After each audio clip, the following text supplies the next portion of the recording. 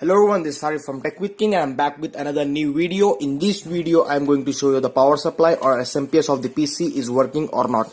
So without any wasting of time, so let's get started. The SMPS, we are going to test this SMPS is working or not. Second, we need this small piece of wire. Maybe it's copper or silver wire, but make sure this is a small piece of wire. And the last thing is power cable.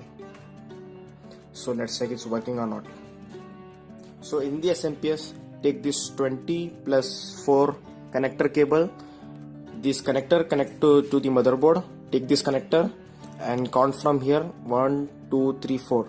Select fourth one and take this small wire piece and connect this small wire piece to the fourth hole of the connector,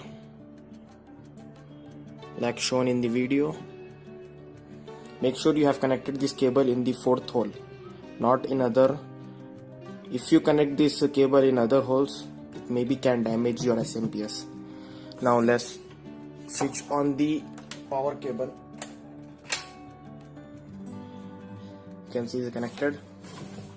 Now connect the power cable to SMPS. After connecting the cable to the SMPS, you can see the fan is started spinning.